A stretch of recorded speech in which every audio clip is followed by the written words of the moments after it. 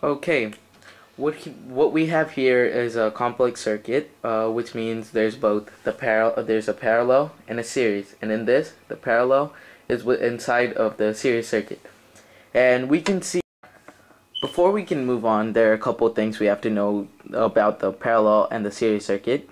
In the parallel circuit, the voltage will always remain the same, but in a series circuit, here, let me draw one right here.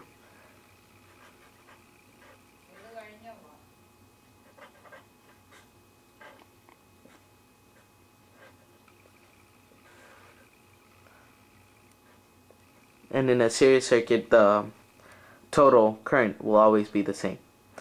The total current will never be the same in a parallel circuit because once the voltage or the current gets here, it has to split off into two different parts, and that depends on which, like, there will be more current going through the one with the least resistance. So that's why the current is never the same in a parallel circuit. And we can see in this problem that the total voltage is given to us and all the resistance are too. So what we have to find is the total current flowing through this, which, to find that, the equation we have to use is IT, current total, equals voltage total over resistance total. Okay, so the first step we have to do is find the resistance totals because the voltage total is already given to us. So the first thing I want to do, or you want to do, is to get the total voltage of the parallel circuit, because if we find that, if we can find the total resistance of that, we can just act like the total resistance is the only thing that's there, and we can ignore the parallel circuit. To find the total voltage of the parallel circuit right here, what we have to do is use the equation 1 over R plus 1 over R, and depending on how many parallels there are. And right here there's two, but these two are in a series circuit, like just these two. So what we can do is add these two up, which will give us 8. This means that there's a total of 8 right here and 4 right here for resistance. Now it becomes easier for us to find the total resistance. So what we do is put both of these numbers, 8 and 4, over 1. So 1 over 8 plus 1 over 4. Now what we have to do is add these up and find the inverse of it. When we add these up, we get 2.66.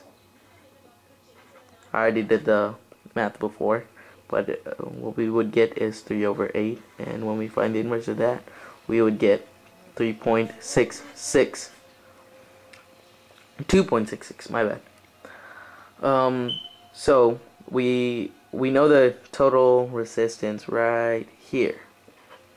So that's probably the hardest step out of the way. So now we can act as if this whole parallel circuit is just one single resistor with the resistance of 2.66.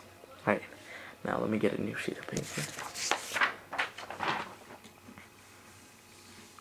Okay, so let me just write in 2.66, which is what we found as the total resistance of the parallel. That is right here. So let me just box that in.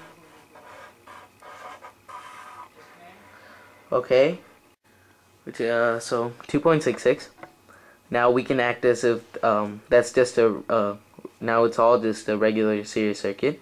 Now to find the total resistance, we would add 6 plus 2.66 plus 1 plus 3, which will give us 12.6. 12.66. Okay. Oh, there we go. So, now that we have the... Here, let me write the equation really quick. I equals V over R. So, the total voltage here is 9. And the total resistance here is 12.66.